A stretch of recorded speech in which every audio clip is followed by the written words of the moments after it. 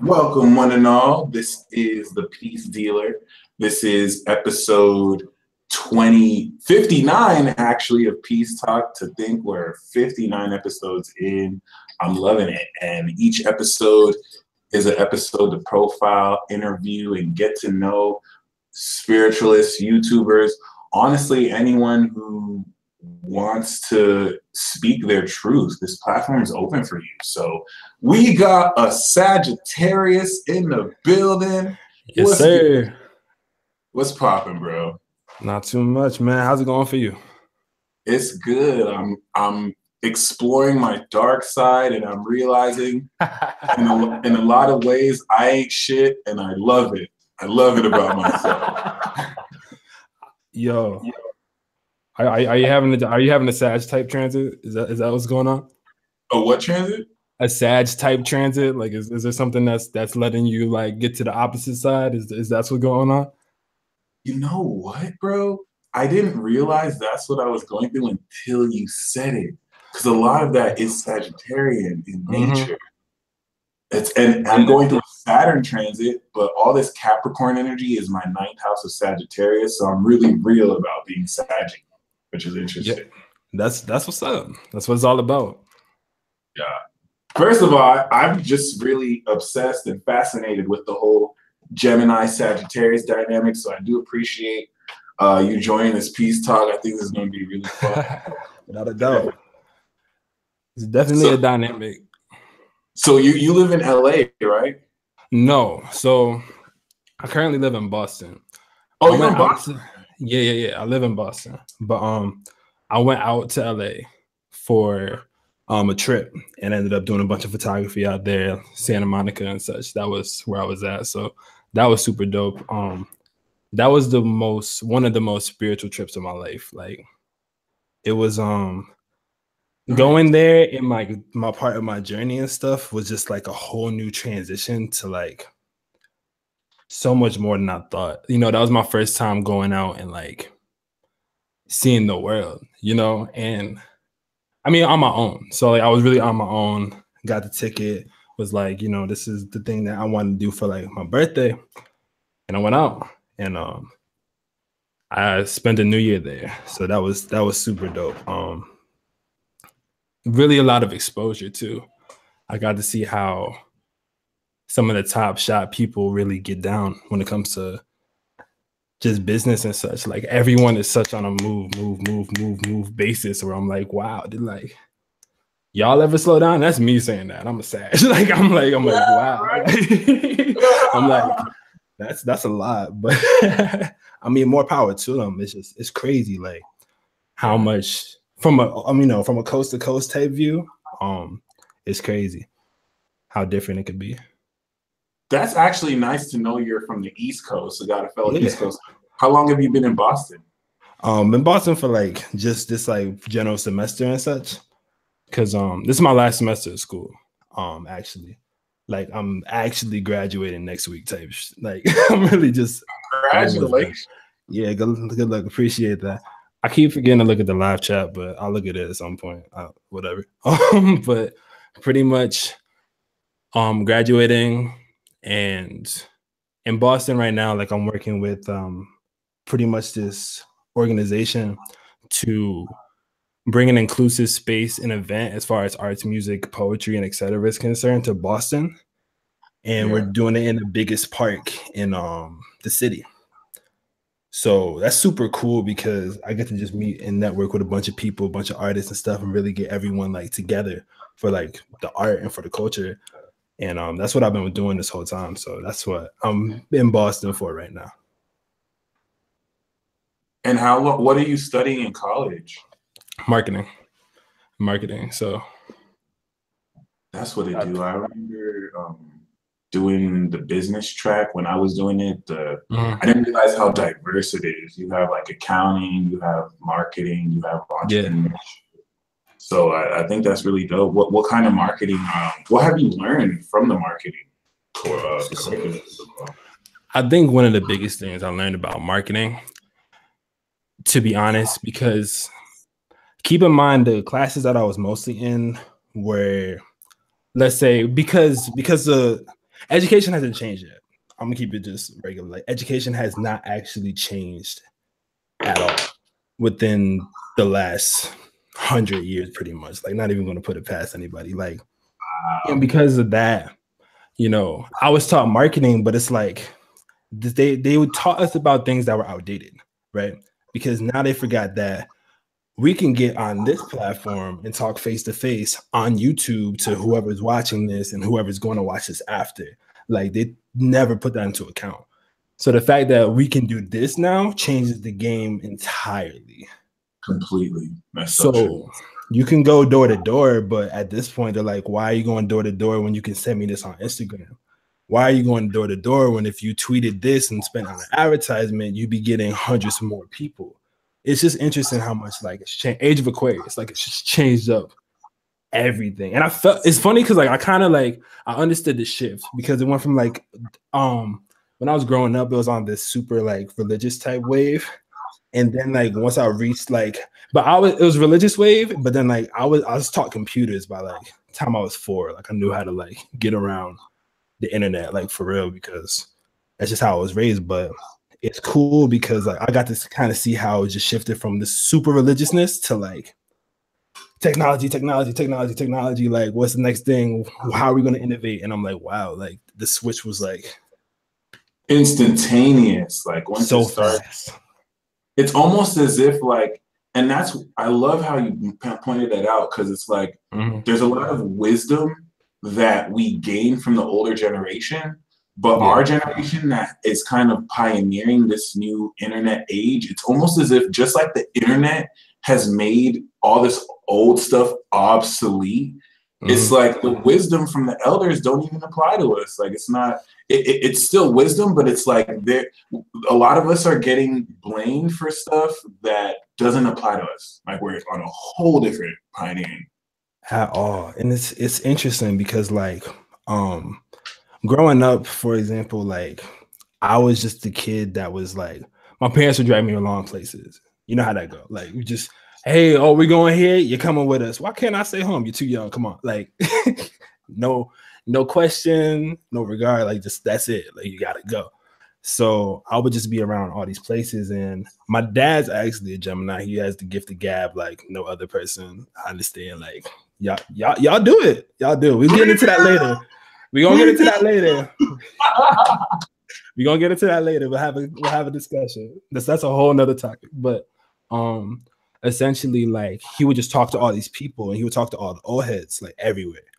So growing up, like I was always like kind of like in the cut, like playing on like my Game Boy or something, and I would just hear all this like wisdom from everyone. You know, I didn't listen to nothing else. I would just play, no volume, but like I would just hear, and I always just picked up like these crazy life lessons. And I'm like 5 years old, like thinking about life, like you know, it's weird, but it's interesting how it played out. You know? Yeah. No, that gives me confirmation on my end because I've always felt like Sagittarius, Aquarius, these are signs that grow up a little bit too fast. Like they're yeah, man. I don't know why it is. It is like you know, I was always in this funny because like I grew up too fast, but I was always the youngest person in like every class and every grade. Like, wow. So I just had this really weird view because like, let's say everyone else around me was like 15, they get in trouble, right? I was like 12. I was tall for my age, whatever. Like, but I would be getting the same punishment as like the 15-year-olds, the 16-year-olds, the 17-year-olds, and I'm like 12. You know, so it's like it's like childhood was always there, but there were certain lessons that were always just given to me. And seeing it now, I'm like, oh, I understand, because like without that, I wouldn't have been as strong when it came to that next thing, or like, wasn't for that, I wouldn't have stuck up for that one kid I was seeing getting bullied. You know what I'm saying? Like, it just all intertwines. No, that's really dope. I love your mic setup, by the way. It's really cool. Thank you, fam. Appreciate that. You use it to record music? Yes. Do record music. I'm working on some stuff right now. Cooking up a thing or two. I wanted to have a song for the summer. That was my goal. My goal was like, you know what? I want to have a song for the summer that's so dope that you actually can't stop listening to it. So that was my thought. I'm tired of this trap stuff. This like true, like I'm trying to be a druggy trap stuff. Cole came at him. I wasn't Why mad. are people so mad at Cole for telling the truth? Yo. The trap rappers is mad, yo. They mad at the lyrical shit. They mad. I don't get it. Like Cole was the reason I went to college, yo. Cole really like that's like big brother. Like you wanna know what's funny? Super side note. I hate to interrupt you. What's up? I hate to interrupt you, but J. Cole was one of the only rappers who used this platform to encourage people to go back to school. And it was crazy because I'm like, he's really talking about what's necessary. Like, it's funny because I was like, at that point, it's like everyone in these communities needed to hear that, you know? Yeah. Like, do I know he did? He really was like, you know what? I'm gonna go to school. I'm gonna go to school in New York so I can just be around people, get execs, have networks. I'm going to graduate and then I'm a rap. And now I know how to do all my own business. I know how to do all of this. And I was like, you know what? That's the smartest thing I ever heard. Then on top of that, people with like low income jobs were like, yo, let me get back to it. You know, it's crazy how much that music can affect people. But trap rappers are pissed off. Because they got called out mercilessly. Right. I feel like he kind of ethered their career. And it sucks that people had to wait for this album to come out just to finally get it. It's weird. All the people who were talking about it before, we were just haters. You know what I'm saying? Like, it is what it is. But the same thing happened to Jay-Z too when he dropped 444. Sag Aquarius dropping knowledge. People try to make Jay-Z look like, oh, he's out of touch with the culture because he's putting people on game. And it's weird, bro. Like, they always put us on game. Why are we mad? Like, why? Nothing but truth. Like, I can understand if they're lying and misleading, but it's nothing but truth. Y'all want to attack about how it's boring. That's how weird y'all sound. Like, it's like that. It's like, oh, it's boring. I'm like, how? Like everything, and it's so crazy because I was just about to talk more about like disrespect against Aquarians and really just that upper echelon vibration, how misunderstood y'all can be, and like everything that I've heard against stuff. I don't want to just limit it to J. Cole because it doesn't only happen to J. Cole. It's been happening to Kid Cudi, you know what I'm saying? It's been happening to any like person of that vibration. And it's like anything you hear against it just kind of reinforces the reason why the message was said in the first place. It's simultaneously funny, sad. But for those people who are interested, we mentioned a little, what is your sun, moon, and rising? Copy. So my sun is Sagittarius, as we've mentioned. My moon is also Sagittarius, so that's fun. And my rising sign is Aries, actually. Triple fire! Yeah, I forget. I forget until I do something. Then I'm like, oh. All right, so one thing to know, last episode we had Daniel, and Daniel was a sun and moon Leo. And now this episode we have a sun and moon Sagittarius. So something magical is going down. Because the cool thing about sun and moon in the same sign is y'all give us a gift. And the way with Sagittarius, you just have to be here. So everyone watching this live chat is getting blessed. And if they saw Daniel's, it's like both of y'all are doing some double fire jutsu. So I thank you in advance. I don't play with that shit. Like it's really potent. I don't think fire signs get as much respect as they should because y'all can be really real at times and really passionate. You know? I don't think there's a part of me that like low key thinks we're not supposed to get that much respect. And like we're supposed to get our respect, but part of the reason why people try to disrespect us is so we get that fire again. Oh. So like fire sign, we could be cooling, like just really chilling out, not doing much. And then someone does something that like really just revs us up again. But sometimes, like, let's say like a fire sign been like sad, depressed, whatever, for like a week or something. That one thing will piss them off to the point where they're like, I need to feel everything again, just go hard. And like, but then after that, they're, you know, it's the fire's back. Yeah. You know, it's a thing that I've seen at least.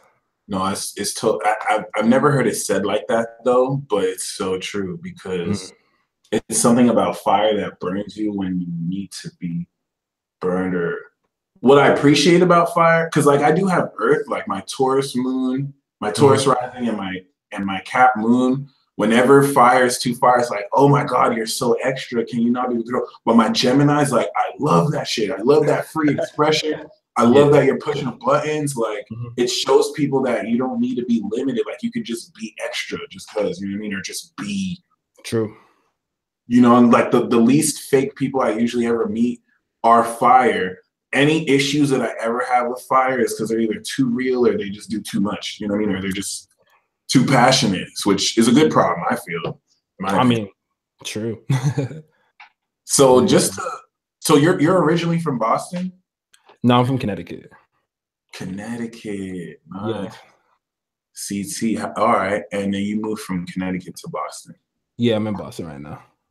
All right, for sure. Or you're Boston right now. I will say, if we look at the cool thing about Sun and Moon in Sagittarius is, once again, the mutable sign energy gives an experience just by you really being there. It's not like a Sun and Moon Aries that'll have to do something to activate the new moon energy. It's like people just taking in your essence. You're blessing me and everyone you're interacting with a new purpose, a new meaning. And I think that's great that you're an Aries rising, because then that means it's in your 9th house, the house of Sagittarius. Yeah. So you're like a true Sag. That's what and like my joke that I say in my head, and like I say it always, is just like, I am the saggiest Sag to ever Sag. However, I do have to take that back though, only because I have other aspects that like cut from that. Or not necessarily cut from that, but they make me not always. Yeah, like I can't be all the time. Like, and what are those aspects? What are your other planets? I have, let me see, Mercury in Capricorn. There we go. That'll do it. Yeah. Venus in Scorpio and Mars in Virgo. Those are like the that Mars in Virgo is gonna hate on your Sagittarius. Yo, I'm like, it sucks because it's like I could think of the most extra thought, and I know for some reason I can actually do it. And I'm like, yo, if I really did that, I could just do it. And then my Mars would just in Virgo just be like, nah, I get anxious about it. I'm like, for what? It's like, why not? And it just and it just, I had to re-rationalize. And it's interesting though, because it's always like there's something that whenever I'm about to do too much, it kind of just, it stops me. Because I will say the cool thing though, because the same thing you talked about happens to air, but fire can burn air. Sorry, fire can burn earth. So that's the cool thing. Like you could really just be like, screw you, earth, and just do it anyway. But the earth will just take away the feeling of wanting to do it. And it's just really, and then you have Venus in Scorpio too, right? Yeah, that's not fun. That's not a fun combo. But yeah. Honestly, from experience, I've learned that it's really difficult to be a Sag with Venus and Scorpio, because it's like you want to be free, but then it's like me being a gem with Venus and Taurus. It's like sometimes I want to be a hoe, but my Venus and Taurus is just like, oh. Yo, it's the opposite in that format, but it's still the same. And that's the reason we'll talk about the axis in a little. But the thing is that, like, you know, with that being said, it's like I am a Sag. So I fall into a lot of Sag moments, a lot of Sag like situational things, right? Yeah. But then my Venus in Scorpio will be like, but what does it really mean? And I'm like, what do you mean? It's like, but what does it really mean? Like, they're not actually sincere. They're this, and it's weird. It just kind of like gives you like this real, like, you know what, you could, but like, for what? And sometimes it's like, why are you not? Yeah. And but it's it's funny how I feel if people really pay attention, their moons, planets, houses speak through them.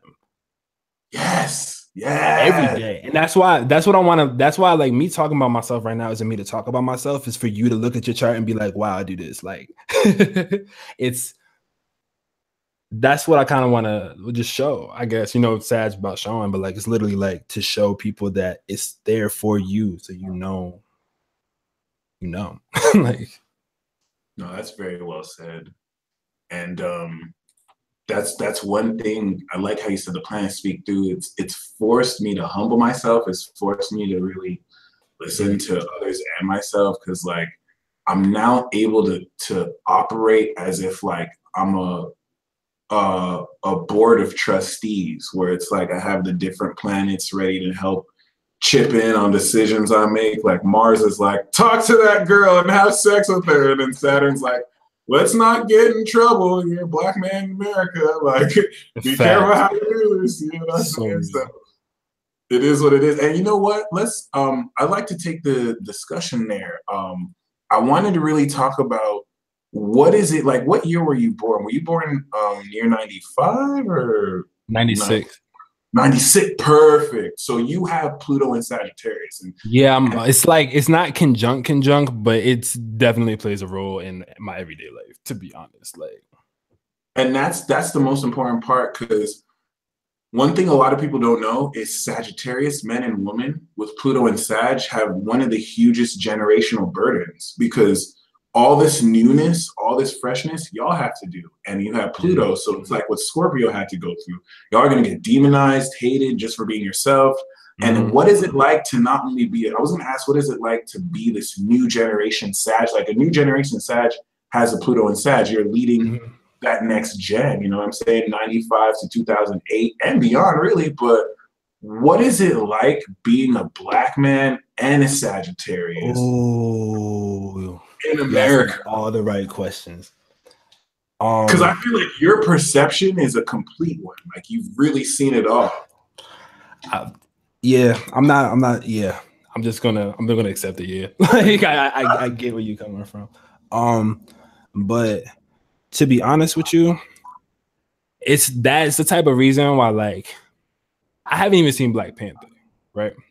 Same here. Because I knew me watching that movie was going to mean way more to me than like other people watching. Like, this is a great movie. I'm like, no, like this is like, these are aspects of my life that I lived through.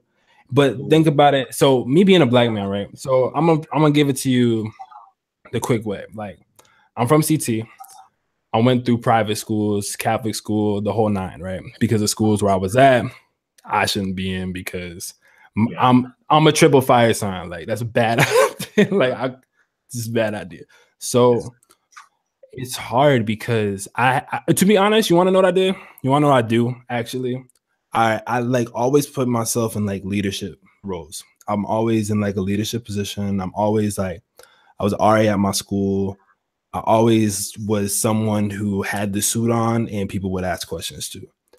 And the reason why is because I felt me being a black man in America, instead of fighting the black agenda as like, we need black rights, we need this, I need to just show and prove that we're not all that certain stereotype that you bring us to be. Yeah. And that's my biggest call. Like for me, as a black man in America, I'm like, I need to show y'all that like, we're not all the same with this, that, and the other. Or we're not all what people want to perceive us as. We're a people. We're all a people together. Yeah. Division is a lie. But the vision is a what? It's a lie. Like it shouldn't. It's where if we really stop and thought about creatures on the planet, that's like giraffes beefing with giraffes. Just because, like, oh, this giraffe just has this spot that's different. Let's fight them. And I don't know if you ever seen a giraffe fight, but I did early on Animal Planet, and they just fight with their neck. It's mad funny. Like, they're so savage. They just swing it like bang. Anyway, so if you ever get bored, search up a giraffe swinging or fighting, and you'll That is one of the most Sagittarius things I've ever heard. Just watching giraffes fight. That's hilarious and amazing and inspiring at the same time. And it's interesting, like the stereotypical image of the black man, the Asian man, you know what I mean? The Hispanic man, like the people who they try and zero in on so that they show you a small segmented part of a race and be like, that's who everyone in the race is. When you meet these people in real life, they never fulfill that stereotype.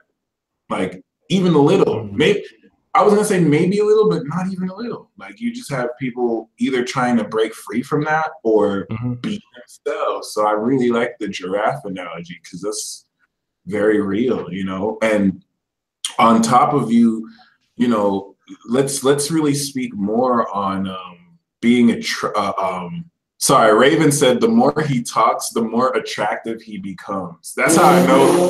That's how I know we opposite signs, because it's the opposite for me. Like once I open my mouth, people are like, "Oh, this dude needs to shut up." Like, what's he doing?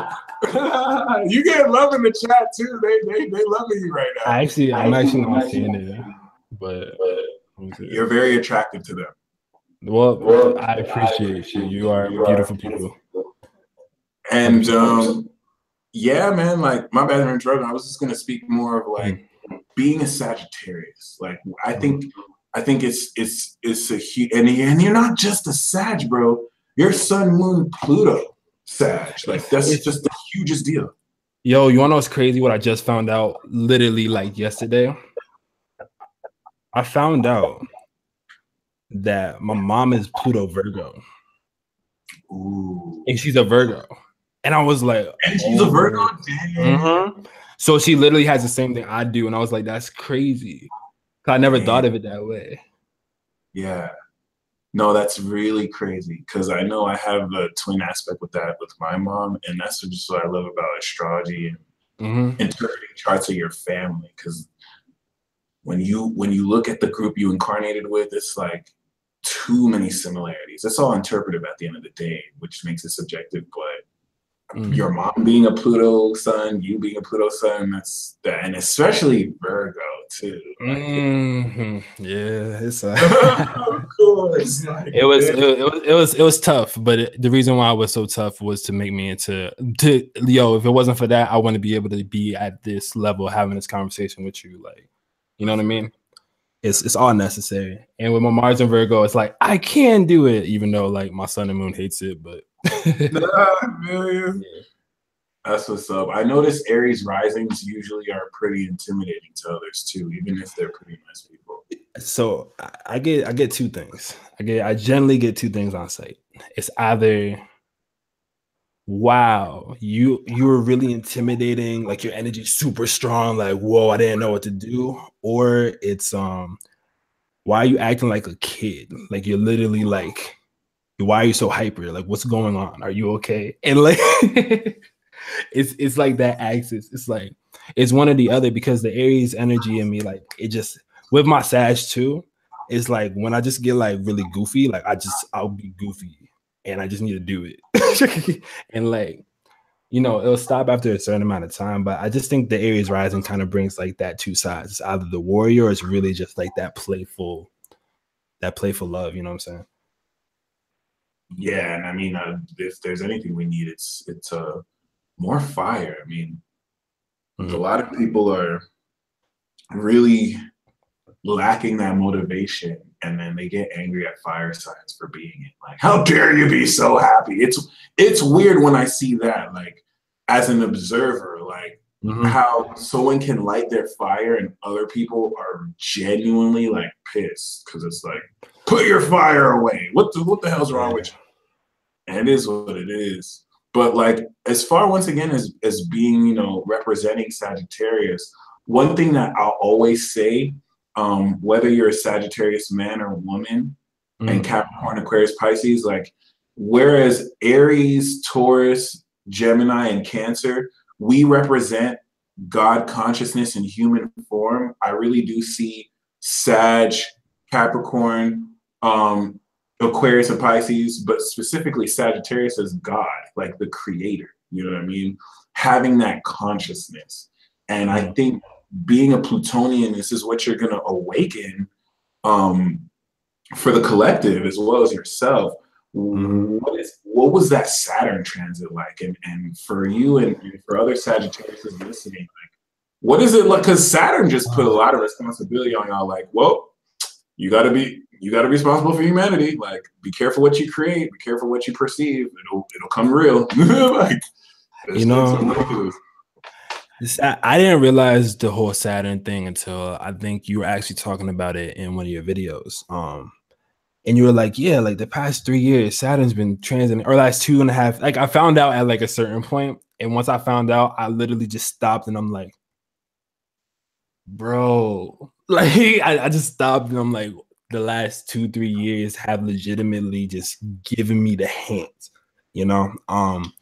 But I think the reason why it was all necessary, you know, it ranges from like relationships to friendships to general responsibility. Like, I had like, there was a just time frame during that time where I had 7 jobs, like literally on my campus. Like, I had like 7-8 jobs that I just cycled through.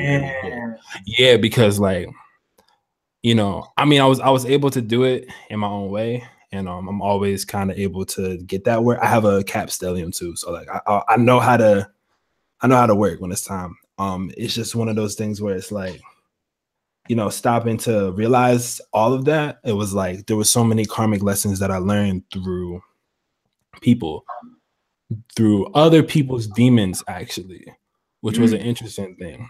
Because sometimes it wasn't even myself, because there was a time frame where I stopped and I stepped back and I was like, you know what? I'm not going to do anything like this. I just want to see. Like, I don't want to put my hand in anything. I just want to see what goes on. And I did. And I realized how certain people's demons overrule them and other people are learning how to control them. And I just kind of saw it. And it was interesting. But that's kind of how Saturn taught me, from seeing like the worst of crap, from being in like these situations that no one should be in, but yeah, it's life. And that's something that people need to know. Like, it's life, and we all have to go through that hardship. Saturn transits us at some point. I mean, it hit me twice because I have a sun and moon there. Yeah. That's the reason why it was so heavy on me, but I know it still affects people, or anyone with Sag, or anyone with Gemini, or anyone with almost anything mutable. Honestly, like, there's still an aspect that hits on it a little bit. No, I feel you. And that's one thing I appreciate about Sag. I always say, like, the only people who know anything is Aquarius. The only people who see things are Sagittarius. And as a result, anything after Sag, but like, it's amazing how you can really see things that are unseen. Like, there's a magic to that. And it's something that makes y'all so misunderstood, because you try and point things out to people that they can't really see like you see. And it's just very easy to get dismissed. How do you really feel about your gift of sight? How is this something that you're able to share with others? It's something that I love sharing when I do people's charts and readings, and like natal charts, natal chart readings, and like tarot readings. Like, I love doing, like, giving people that type of divination. But outside of that, like, I try to put it in my everyday vocabulary, if that makes sense. So I understand that certain people won't get me if I speak transit, if I speak energy all the time. Sometimes it's just a matter, and this is what I learned, the Gemini thing I learned. Sometimes it's a matter of giving that to the every common day people. And that's the thing. Sometimes it's not about trying to really show divination. Sometimes it's about just giving it through living that, or trying to be that. And then when people, because it's one or the other. It's either people really generally rock with me, or people are like, I can't stand that he breathes, you know? But the people that do understand are the ones that I'm able to help when it comes to these like situations. Or I'll mention something to someone, like something super quick, that just comes to me, and they're like, what? And I'm like, oh, wow, that sounded bad. Never mind. They're like, no, what? And I'm like, well, I had to tell them, because obviously they asked. But and then it happens like 2-3 weeks later, and they're like, how did you know that? And I was really like, I didn't even expect that to be fully a thing. You know what I mean? But it's just something that I love to just put things to people so they can get it when it's time for them to understand. So there's things that like I've probably told people like a year ago that maybe they're getting right now, or maybe after this conversation, it's gonna hit them in the brain just because I mentioned, who knows? But that's the way I go about it, I suppose. And it's always important to note the timing that I just recently realized is the timing that someone manifests a prediction is more on that individual person. So as a reader, like we can give predictions, but it's on you to either accelerate it or not. Only because, someone's vibration is ever changing. It's not fixed. So the vibration we read you at could change if you make a realization and work harder, or if you don't listen to us and you delay it. I'll use myself, for example. There are lots of people who have given me predictions on love. And they said, oh, this is when I'm going to meet someone. This is when I'm going to get in a relationship. And I, at some point, thought I was cursed because, like, other stuff would come true, but that would never come true. But then I realized I wasn't doing anything to be open for love. I wasn't doing anything to kind of facilitate that. So and I'm just using love as an example. But when it comes to timing, when it comes to like predictions, like, so I from experience have given some predictions that either came true way sooner or a bit later. And I think it's still amazing how, they still recognize that when it happens and how it happens. Yes, it's cool. It's definitely cool to see.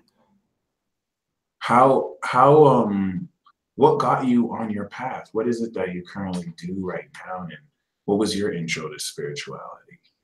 Intro to spirituality. Let's go back. Let me just time skip. I'm gonna try to get some best. So pretty much I was 14. I always was interested in like everything mystical. I always loved the idea behind magic. I loved, watching cartoons, anime. I loved getting the essence of it because they showed everything that I watched growing up, like showed like the spirit that magic is real. Yeah. In its own way. It's hard to explain, but if you watch certain things back, like SpongeBob Magic Conch, do nothing. That's the most important thing when it comes to certain things. When it comes to like manifestation, like certain things is literally like do nothing during this time. Like messages, there's small little things in like every show. But so pretty much growing up though, like I was 14, and this is probably the time when this is when I didn't know I was a Sag for real. And this is when my Sag self was just everywhere. Like I was doing too much, and I actually ended up getting kicked out of school at a certain point, and it threw me off. Got kicked out of school, like the first breakup, heartbreak type situation. All this other stuff, it just family. A bunch of my family members passed, like my grandparents and such, and it was all at one time. And I was just like, what is going on? Like, what is this? What's happening? And I went on this, like, I really stopped and I really started researching because I'm like, I think the issue is that I don't know myself, or like, I don't know what I'm supposed to be doing. I don't know what my path is. Like, why am I doing all this recklessness? I figured it out later on, obviously, but I needed to know why. And for the first time, I really sat there and I learned astrology and I figured out the charts and I learned how the Sag was. And I was like, that's why I did that crap. Yeah, this was because but the thing is that it was actually mostly like myself first. So let's say like I was 14, 15, right? I learned all about what Sag was. In every book I read and every book, I was like, what is Sag? Like, does it correspond with me? Is it something that is a part of me?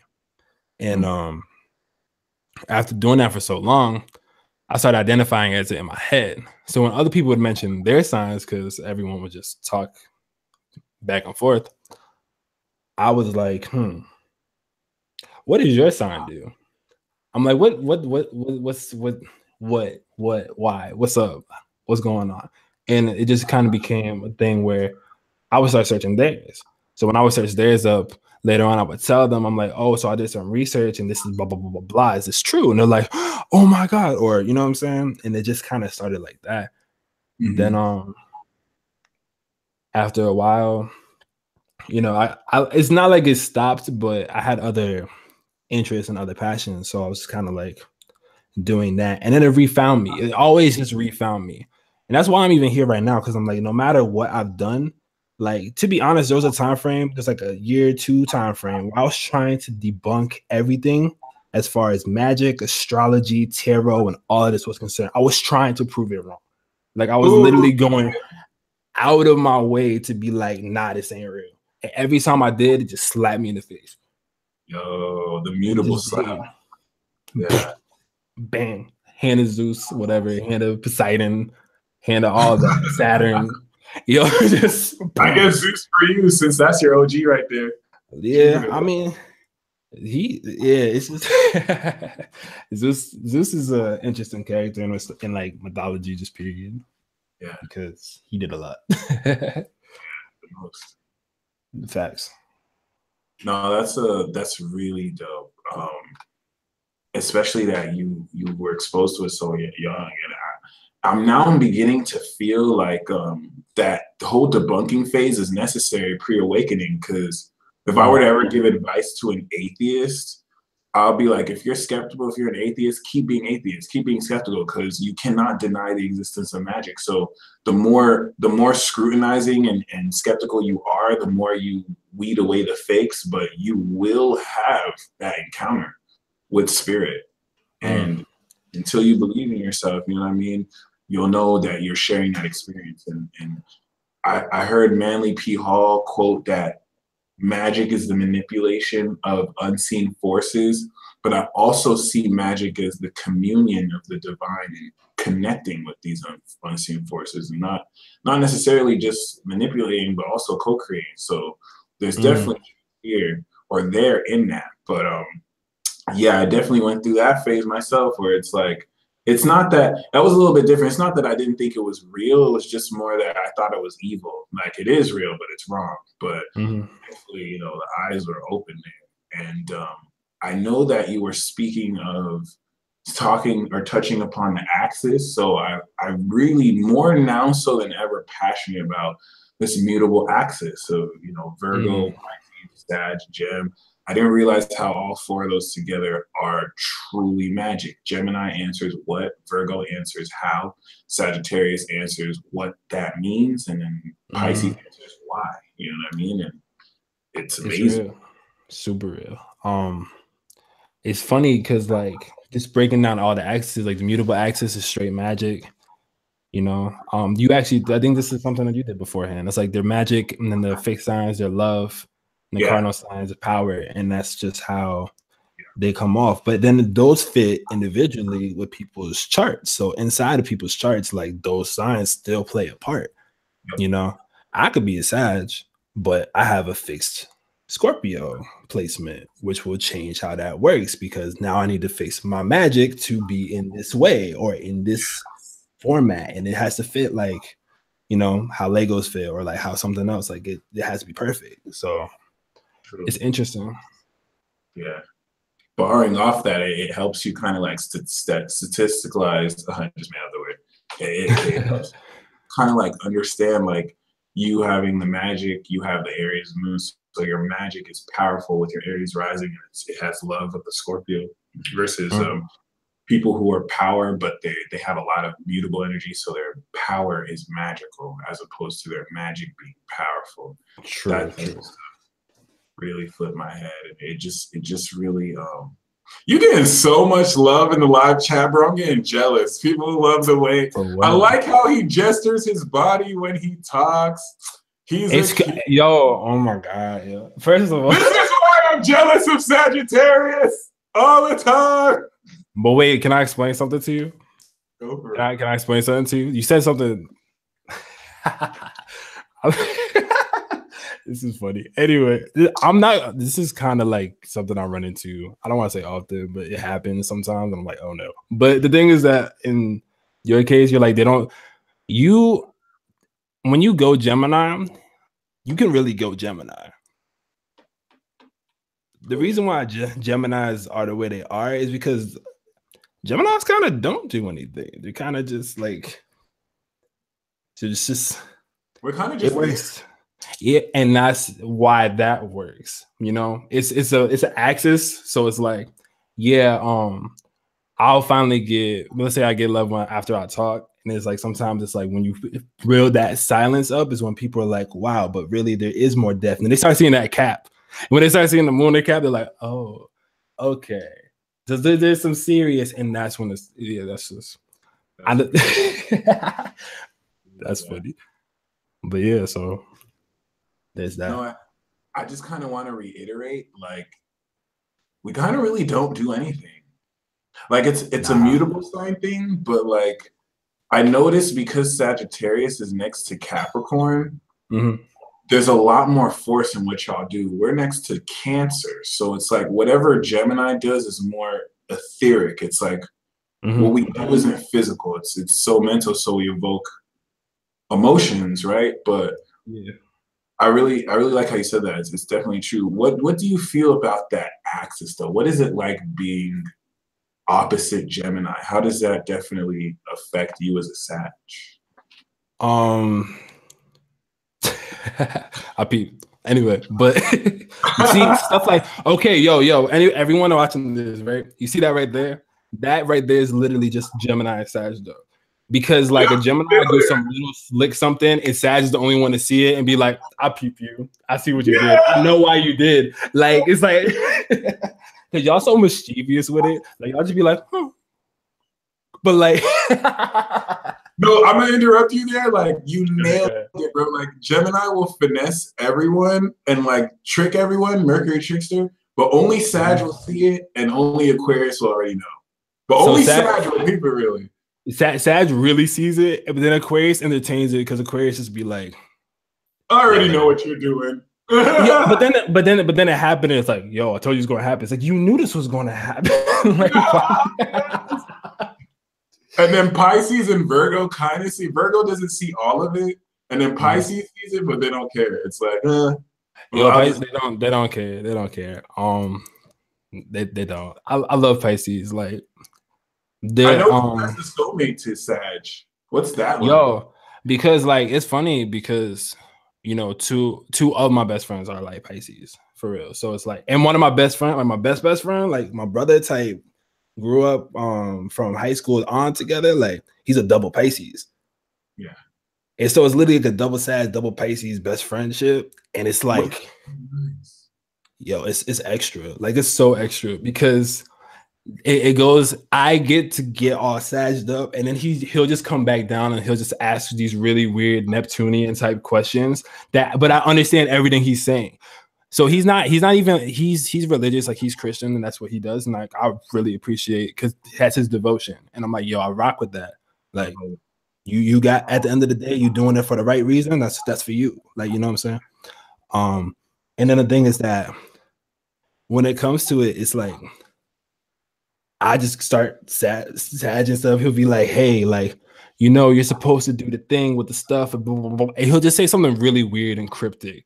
But then I'll be like, what? And he'll be like, you need to break yourself to make yourself not make yourself break. And I'm like, I hate how they troll like that, but it's still real. No. I'm like, I hear you. I actually understood what you said, but if you said that to anybody else, they would look at you so crazy right now. No, definitely. I love him though.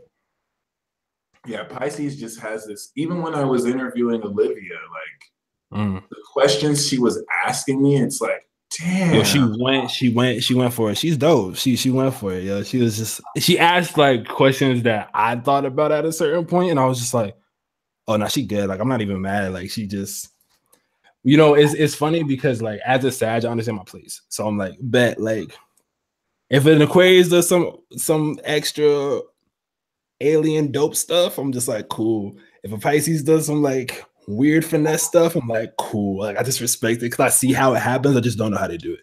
Like I see it, and I'm just like, I saw everything. but I still don't get how you did the thing.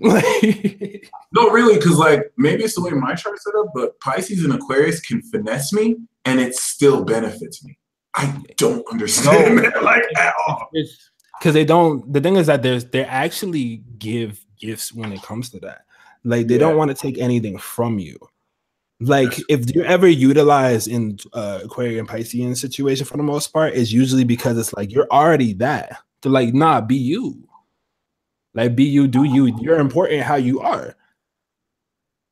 That's and they'll like kind of use that energy to be themselves even more. And then they're able to like be like, you know, you come as you are. Now I could be all magical and extra because you peeps that, you know. Yeah. That's cool. That makes a lot more sense now why Pisces are really uneasy when you have that mask on. And it's like, it's interesting. Like they get accused of being wishy-washy. And I'm really looking seriously, a lot of what mutable signs are accused of is just surface based. It's very superficial. Like if you were to really examine it, it's not really as true as people like to say. But I don't want to do this whole. I don't want to come across as being a mutable victim, like, oh, the other signs are making. Nah. It's I don't think it's literally just like this conversation. You know, anyone thinks it's like. I think people like to point when people mess up in front of everyone else, but then they do the same exact things to themselves and they try to hide it. So I don't understand why people try to judge other people because everyone trips up. Like, you know, or like everyone gets anxious. Like I was anxious before this peace talk. Like I was with my Pisces friend that had to calm me down. She was like, you're good. She's watching this right now, probably trolling the chat somewhere, but that's okay. But like, you know, it's like, you know, it's okay to have those moments. It's okay. Like everyone has that dark facet to them to whatever degree that is. But like people need to understand that like it's okay to hiccup because your favorite artist hiccuped a lot to be where they at. Your favorite or you know, the person you looked up to screwed up way more than you think they did. Like it's part of the process. That's real. It's the only way you grow, to be honest. Honestly, like that's another thing that I feel is like Gemini and Sagittarius are mutable signs. Really, like I think we do something to time because, like, does it feel like an hour flew by? It does not. Not for real. Not at all. It's almost an hour, dude. Like how? What? It feels like a few minutes. Like I have no idea. It is. I thought we were talking for like 20, like 30, 20, like. It's dead ass what it feels like, but oh well. Let's definitely segue to the questions game. No doubt. We take turns asking questions. You ask me first, I'll ask you, then you ask me, I ask you.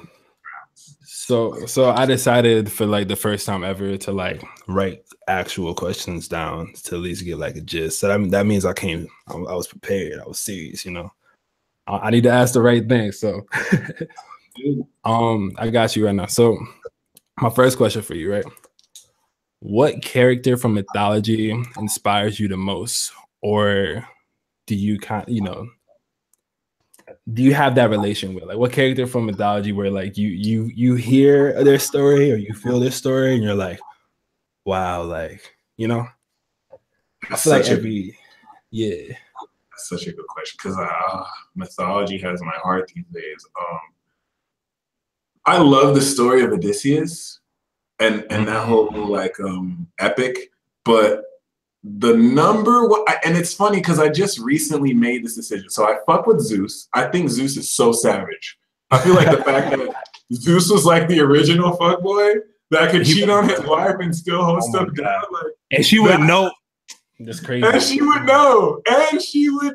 Like, and we talk about us having a problem with it now, and then it's like, no, the gods had problems with this too. You know what I mean? Like, absolutely. But like my mythological go-to is the planet on my rising, Hermes, Mercury. That is that dude, the only one who can trick the gods themselves and tell lies with the truth and tell the truth with the lie. I fuck with Mercury so much because like all the other gods are like, I ain't Mhm. trying to talk to Pluto. I ain't trying to go to the underworld. And Mercury was like, it's all good. I'll send a message. I'll go and talk to everyone. It's all straight. I love Mercury so much. I love being That's great. mercurial. It's Yeah, amazing. it's super Yeah, dope. that's a really good question too, because I Yeah. feel like I hate as an air sign. I hate that my Mhm. progressive answer has me saying I feel more than I think because I'm not trying to feel, but I feel it is what it is. Now you But feel just let it rock. they rock, I, right? Oh, I peep. You get it. that's and now I can see why y'all have to be our opposite signs because we don't always see what we do too. So it's like Mm. y'all put us in check that way a lot. Like, oh, Yeah. every time we're trying to be Machiavellian. So my question for you is Mhm. you are a leader. You personally are a leader that's going to help guide this new generation. Where do you see spirituality and just life shifting towards? What are the pressing concerns that you, like anyone who's your age? Because I sometimes make fun of how 90s kids were kind of split, like from 90 to 95. We like to Yeah. gel more with the 80s, but anyone born after 95, like there's I've realized y'all had to actually grow up faster than we did in some senses. And Mm. it's like, where do you see we're at and where are you guys going to take it? So I'm gonna put it to you this way because I like this question.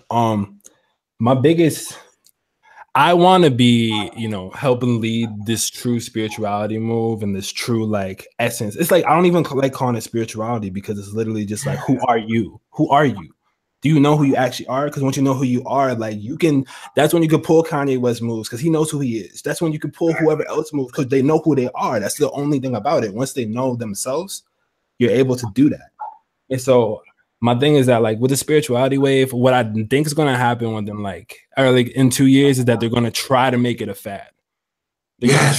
try gonna try to sell fake crystals to people. They're gonna try to be like, oh yeah, if you use this, you're gonna magically be cured of this. And it's not how it actually works. Like you have to, you know, I'm life path 11, I'm a healer. Like it's literally like you have to like give Loki, but like, you have to like give like, um that to people like in a certain way. It needs to be over time. Like you need to give these persons these oils then, but like they're gonna be like this is one stop for your root chakra. Here's this pill, or like oh you want this, and you know what?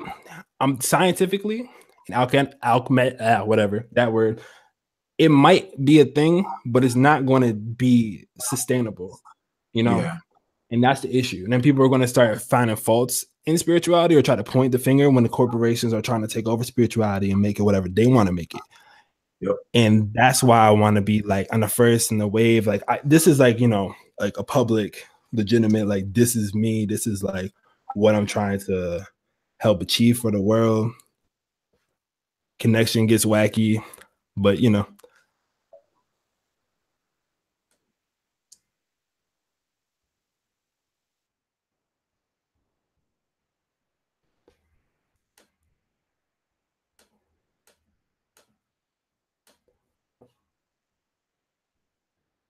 Like so you froze for a second. Or are you frozen right now?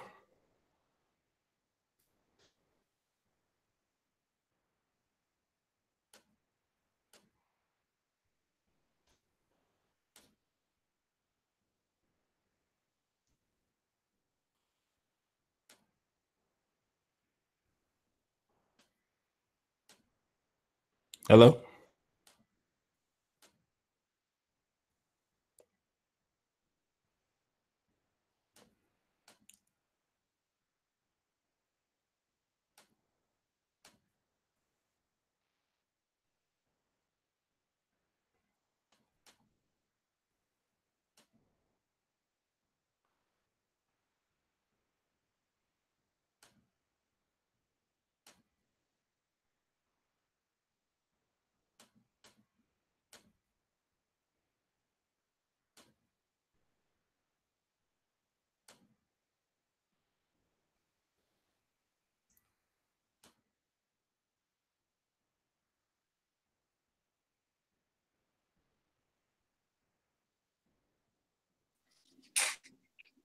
Dun, dun, dun, dun.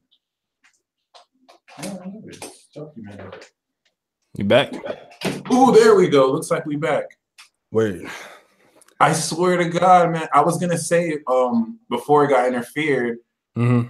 That's just crazy. Like, why is it this question that gets I started going off because I felt myself started going off, and as soon as I did, it's and I'm like, oh. I was gonna say the people in the live chat were saying that it's already happening. What you're saying, as far as like the saturation, but the way you're saying it, I agree. In 2 years, it's gonna be oversaturated. People are gonna try and like, oh, get this crystal for this result, and then people are gonna use the failure of that to try and delegitimize spirituality. So I feel you. Yeah. And it's like you said, you gotta know who you are. So I hate using the word spirituality too, because everything is spirituality. So you know, it's like who you are is so much more important. But please go ahead. Please continue. Oh, hold on. I'm very stream of consciousness if you haven't noticed. But wait, what's up? I'm gonna get there. Yeah, so pretty much just them like putting it within like they're trying to sell it within a box. I actually saw one of the live chats like they're trying to put spirituality in a box, and I'm like, that's the issue, but it's not supposed to be in a box. And the people that are watching this, the people that are going to see this one day, you are the true people that are really watching this to make that change for others. When you're supposed to live through it for you, you know, live through it for you, your life, your family, friends, connections, soulmates, whoever. Like you're just supposed to live it out. I think that's just before I get preachy on some real sadness. That is, that is, you know, the fire of righteousness happens sometimes. Oh, so this is my question, right? Round 2, yep. Copy. So I got one. So what tarot card has proven to be the most significance in like the readings that you received, or like in readings that it comes to you, what's the tarot card that always like, or that pops out to you when it comes out? Oh, that's such a good question. Honestly, this is more so like a favorite tarot card I'm gonna answer, but in readings I've had, I haven't necessarily had like repetitive cards show up like that, but I love the Magician. I love the Star, but I'm growing so much more close to the Hermit. Yeah.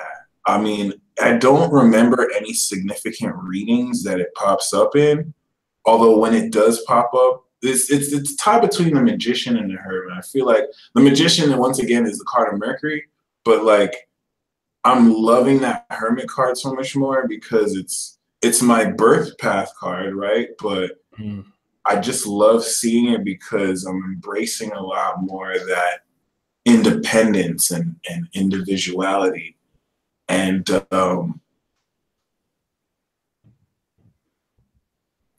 I wish I could really answer that question as far as in the context of readings I've received. Yeah.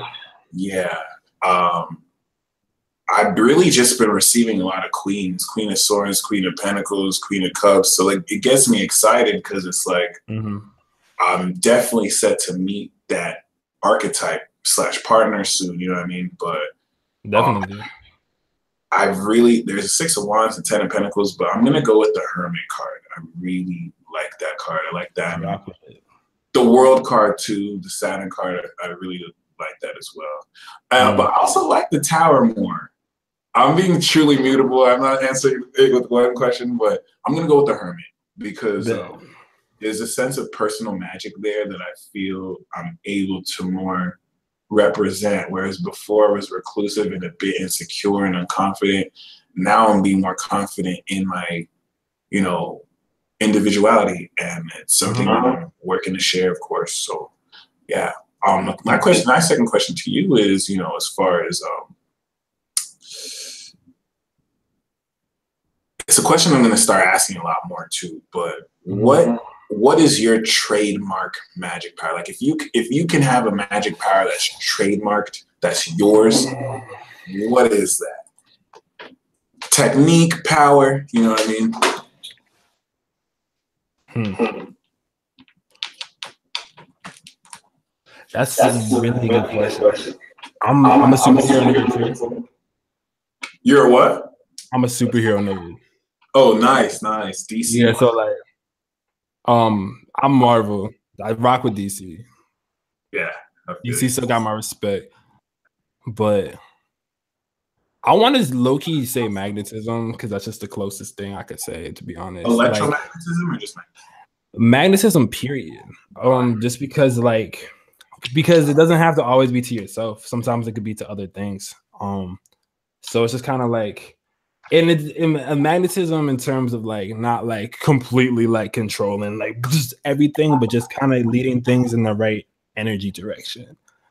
It's kind of like shown. It's kind of like the ability to give other people that thing in Skyrim where you get the clairvoyance thing. Like, you know what I'm saying? Like, it's like you get to see everything else. Like, I like that would be a dope power. I don't know why that's in my head right now, but I see it really clearly. And this is a Sag doing this thing. So if you don't see it, I'm sorry. If you do see it, cool. And that's just to use magnetism to see. Yeah, essentially to see and like move things that are supposed to match to each other, you know? It's like telekinesis or something like that. Yeah, it doesn't have to be conscious either. It's just like an unconscious when things are supposed to match together, like they match together. And I think that's the nice. Yeah, it's interesting, but I think that was what I want my power to be. All right. And now we're in the last round of questioning. Bet. So this is more so. Oh, I had to. I'm gonna do the last. I'm gonna do this one. So when you became initiated, i.e. ascended, whatever you want to put it, did you like have any type of like otherworldly weird symptoms that happened? Great question. In retrospect, now that I see, yeah, I did. At the moment, I didn't. At the moment, I had felt that initiation means you go Super Saiyan and like you just release energy and you're just like super powerful. I didn't know it's like a journey you have to walk, and like it's more of a ceremony that allows you to move forward with your new life and behaviors you do. So I was still thinking like, oh, stuff is supposed to happen to you, and it's crazy because it did. I wasn't really aware of it because I was looking for the wrong things. But in retrospect, it happened immediately. I started thinking freer. I started feeling more energies, and I started having to, it really marked the point where my thoughts weren't just my thoughts. It was around that period where I realized, okay, I actually share mental space with other people. I'm actually a part of a global body. And at the time, it was just very difficult because it's like, it was showing me that the me that I was still dying. And in initiations, you ceremoniously kill your old self. You wear white, you become born again, you become new. So I didn't realize at the time I was having to deal with facets of my old self coming out that I now had to die to. And in retrospect, I've noticed I'm a lot more happier. I think a lot more freer. And it's given me a militant edge to where before I was too nice, not because I was afraid, but because I genuinely felt that you had, maybe it's a Christian upbringing, which I don't regret either, but it's like, I really felt that everyone deserves that benefit of the doubt. And I still believe it to a degree, but now it's just more so like really being able to stand up for yourself and stand up for you believe, and not giving too many people the benefit of the doubt anymore. As far as ascension symptoms though, sleeping later because I pick up on energies that don't want me, that's really the main symptom, I would say. It's being so much more aware of that unconscious side to where the things that I thought were normal, ever since I walked this path, spirit or whatever you want to call it, is kind of taking away my humanness to where it's like I'm trying to find something that I can't see, but it's right under my nose. And this essence from the underworld or otherworld is like, do it now, do it now. And I'm having to use different senses to know what to do. And the challenge is using the same senses, but learning how to tap into something different. So that's kind of been Beautiful. That thank you. Now, like I was super curious, just like, you know, seeing your work as well, like how that worked. You know what I'm saying? Like everyone goes through different ones. Like, Yeah, that's why I was just curious. a lot of it were tests too, as far as like when you are initiated in paths like this, how do you use your power? Like if you had someone who is defenseless and puts you in a position to take advantage of them, will you take advantage of them? You know, stuff like that. So it's definitely helped me show me the kind of person I am. It allowed me to see parts of myself I would do better changing, but it has also allowed me the ability to be a piece of shit and be okay with it. In a sense where it's like I'm removing the bounds of I'm not good or bad because of what I do, but I do have the conscious will to do good or bad. You know what I mean? So it's kind of reverse that Apple effect. And yeah, I mean, my last question to you is a hot seat question. What are your three signs and your three most challenging zodiac signs? Oh my God. Three favorite songs. Songs? Signs. No, sign. No, yeah, sign. I might have said it wrong. Our songs, though. I think that's interesting. Facts, but that's a whole nother topic. Let me think. I have to put Pisces energy up there. True. It has to be in my top three. Honestly, it's probably Pisces, Aquarius, and Gemini. Nice. Those are the three that like I get along most with. It's just because like they get it and I see it. And then like with Geminis, they're able to either really get it like I do, or they at least are able to open themselves up to really be like, wow, because they love, like, you know, Geminis love learning. So it's like that, you know, it's a cool connect. It's a cool connect. It's just, that's just how that works. Three most challenging though. I know everyone says Virgo, but I had to say Virgo. But the only reason why I had to say Virgo is because y'all actually make me do stuff. Yeah. Like it's like, I love y'all. But then like, you know what I'm saying? It's like one of my best friends, he's a Virgo. He'll send me certain things to motivate me. But at the same time, it's like crunching numbers and it's all this other crap. And I'm like looking at it and I'm like, yo, this is deep. But like live a little, like come on, fam, like I mean, no, but I truly appreciate it because it makes me have to get out of the spirit for like that bit and just sit and be like, wow, I need to crunch these numbers, I need to do this because like you know, as ascended or as whatever as I can get, I still need to have certain basic needs done.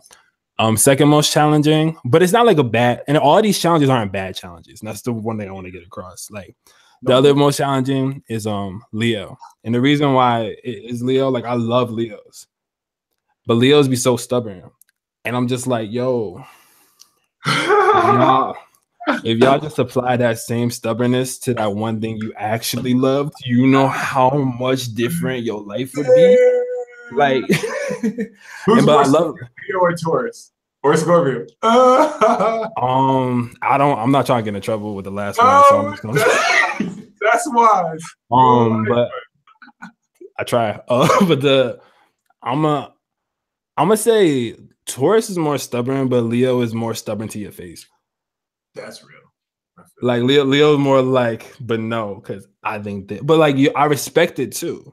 But it's just like, you know, I've seen Leos get sometimes in a trap where it's like they are so passionate and stubborn about something that it's like, you know, if you just shifted this, and me as a Sag, I see it. I'm like, if you literally just like everything you want would be there, and they're like, no. Like, I mean, it's a challenge only because it's like I care. That's the only reason why it becomes a challenge, because I'm like, yo, come on, like y'all right there, like what you doing? But you know, I love them though. Last one challenge. Part of me wants to say Cap, but I also don't want to say Cap because I get along with Caps. Okay. I'm gonna go with Libra. I was waiting for Libra. I was like, I'm gonna go with Libra. I'm gonna go with Libra. Like I really thought about it for a second. Like, I'm gonna go with Libra. But the thing is that like, and all of these signs that I have challenges with, I love. Like, do not get me wrong, but this is just like, you know, because Libras, they'll stick up and they're mad justice, but then sometimes they could turn the cheek at the wrong time. And it's like, come on, like, you know, y'all super social justice warrior, y'all super beautiful doing this, that, and the third. And then like something happens where it's like, hey, where's Libra? And Libra will be like, I'm off to do this thing over there. And like, you know what I'm saying? Like, hey, where's Libra? Like they organized everyone to do the marches. They marched and now they're having like and they won't even be there. A martini or some shit. Like, oh, I did the work already. Yo, but like, you know, but I love them too. Like, you know what I'm saying? It's literally just like, I love all the signs. Just challenges are challenges, and that's life. You know, Libra just be like, I'm pretty. That's how I'm gonna finesse y'all. But like outside of that, they do that, but they can't. They do. They can get away with it though. No one's mad. No one is ever mad. Like Libra, like I've seen Libras be like the biggest players in the world, but then no one's actually mad. They're like, that's just them. Opposite Aries. Opposite Aries. That's why. Yo, but then Libras know. They all know. That's the funniest part. Like, they're all like, yeah, like, yo, will you ever get mad at Snoop Dogg for anything? Like, to keep it a buck, like, nah, you can't. Like, you can't. I know some Libras I'm mad at, and I can't be mad at them. Like if I were you just like, you're like, I don't like what you did, but I still rock with you. Exactly. And they know it, like you said. They know it. And they're heartless. They're like, oh, I can do this and get away with it. I just have to give them Nicki Minaj tickets. They'll be cool again. Like, what the fuck? I knew you were going to say Libra when you said your top three were Gemini, Aquarius, and you didn't mention Libra, but you mentioned Pisces. I was like, oh, interesting. Yeah, it's a challenge, but like also, you know, like I have little homies that are Libras and I love them. Like, you know, they have so much potential. I'm just like, yo, fix a couple, just these little things. If you do now, you will never have to worry about later. Like, they're so inspiring. Those are the ones I want to do it for. Like low key, like the Libra, like dude, like it's one of those things where I'm like, yo, y'all are going to lead other people because y'all have the passion, y'all have the charisma, y'all have the charm to do so. Like, do it. Yeah. Honestly, I love Libra so much that because I love Libra, they made me appreciate Aries more. Because everything that I hate about Libra, Aries is the opposite. And it really helped me kind of like not even hate about Libra, but they're non-confrontational. And as a Gemini, I'm peaceful, but my Mars and Aries lacks confrontation. Mm-hmm. So it's a non-confrontation that pisses me off because once they it's like that's the part. I think that is the part that makes it the challenge though. It's a non-confrontation because it's like, yo, I'm right here. What's up? And yeah. And it's no, you're right. But then, well, let me not. I get you. I understand. All right, man. Totally dope episode. Honestly, I could talk for a whole other hour, but I do want to wrap this up. So, how can people reach you if they want to contact you? I don't have any. Do you have any links I can put in? Yeah, I can send that to email or your Instagram. Let's talk about that. But so my Instagram. So I want to put it out this way, right? Instagram is a platform that I ultimately want to use, right? If it leads to YouTube later, cool. But I want to start everything off on Instagram. The reason why is because Instagram is just like, I'm a marketing head. Like Instagram is the biggest base for everyone. Everyone pretty much has an Instagram and everyone knows that you can do a lot now. And I want to make that like my medium. But my main page is Chad the Maverick. So Chad the Maverick Instagram probably will be in the description underneath. Follow me because soon after I'm going to actually be releasing something more on the astrology, tarot, and spirituality side. I'll run it through my actual page now, but I want to be able, I was going to rush one before honestly doing this episode and be like, follow that. Yeah. But I'm like, it's Taurus season. I need to take my time. I don't want to rush it. Like, let me actually get everything together. Yeah. So I can give something dope to everyone, you know? So Chad the Maverick is my Instagram. That is the best way to reach. Chad the Maverick's on across everything. ChadTheMaverick.com is my portfolio. That'll link you to my music. Like anything Chad the Maverick you search up is me. And that's the best way to put it. Awesome. I just edited the video right now. Thank So you. yeah, the Instagram link should be there. And also, do you offer currently any reading? I know you said you read charts or tarot. Oh yeah. How did anyway? But What's your yeah, email that people can reach you at? what you say? What's your email that people can reach you at? Ironically, chadthemaverick@gmail.com. So so that's what I'm going to be running through. I do tarot readings, I do tarot pulls, I mostly do Celtic Cross. I'm a killer at the Celtic Cross, I won't even lie. But outside of that, like I'll do hour consultations. As far as astrology readings, I'll do natal charts. We can do them live. I can have them recorded. Email me. I will talk to you. I have all the info that I can give to you. I don't want to make conversation. Like DM me on Instagram, DM me whatever. Like give me feedback. How'd you feel about the talk? Whatever. Like I really want to be able to immerse into the community and just put, it's a community. We're supposed to be a community. Like ultimately. So yeah, that's how you can reach me though. And what word of advice do you have for people on this path, walking this spirituality, or just walking it, any life advice, or anyone who's just getting into this? Anyone's just getting into it. Let me see. You will never regret doing you the best you can be for yourself. You will never be able to regret if you do the best for you. Super true. People can give you crap for it, people can give you whatever, but at the end of the day, if you truly feel that and that's your heart, that's your passion, that's whatever is truly and you know the difference. Everyone knows the difference. People try to play it off and be like, no, this is how I feel. That's not how you feel. That's what you think. Like, there's a difference. Okay. Like you think you feel that way. That's the reason why you're making yourself feel like what you really feel, and just feel, be, live. 3 words. That's it. Be, live. Ooh, you spoke to me on that one too. I like that. Got you, fam. That's what I do. So thank you guys for tuning in. This is definitely this episode went too fast. So definitely expect to see Chad back on here. We'll definitely do more live hangouts. Yo, we'll talk. See what's up. Get the peace talking, space talking, quantum ascension talk. Next time we'll be more on that ascension. Ooh. We go bad. Say less. Let's get it. And actually, that's the one last question I'd like to speak, because when I think of ascension, I think that's the experience of Sagittarius. So what is a word of advice when it comes to ascension for those wanting to ascend? As you are a Divine RPG Captain Sag. Yeah. Don't fly too close to the sun. Ooh, you got that wisdom. You got that wisdom.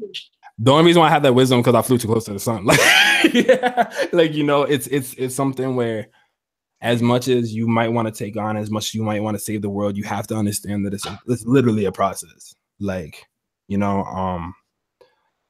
it's such a process, and you have to experience the process, and there'll be things that will tempt you and will try to tell you or make you stronger, or will be like, it'll be power play or this, that, and the third. And you have to just know you can't fly too close to the sun, have your own power, but never be complacent. You have to be right in between where you're warm enough, but you still feel a cool breeze underneath. And that's it. Like, don't fly too close to the sun. Icarus story, like, was real for me at a certain point. And it was after I quote unquote ascended. And I was just, you know what I'm saying?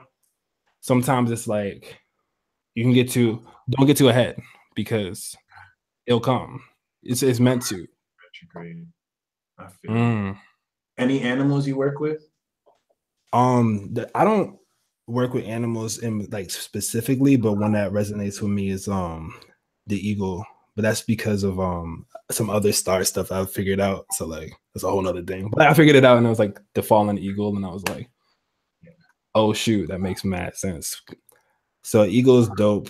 Hawk's my quote unquote spirit animal. I like lizards. Snakes.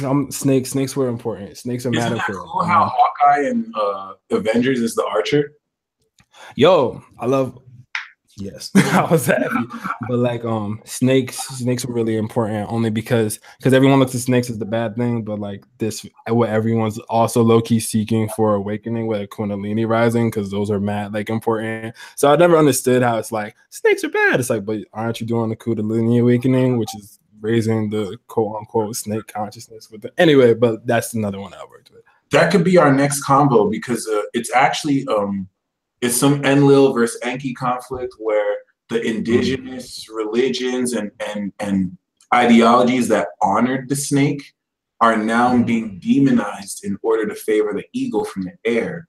But the secrets come from the snake serpentine wisdom. But I really, that'll be a good combo for. I just find it ironic. I was like eagle and snake, and you're like the eagle and snake. So I'm like, Anyway, but yeah. So someone said we have a Sag and a Gemini. This conversation is never ending. We're infinity. You want to know what's funny? You want to know what's funny? The conversation will actually end, but you will keep thinking thoughts like this probably for the next while. And if you do, I don't know. Like that's what I love between conversations between mutable signs. Like we could just be talking about weather, but the way we say it is still very mad. Like even if on the surface it doesn't look like we said much, you look about how we said it. If you go back to the video and look at the stuff that might seem a little mundane, you'll catch some there. So keep 100%. That in mind. Hidden gems everywhere. Thank you once again, Chad, for joining us. Stay tuned, y'all, for another quality episode. And until next time. Thank you.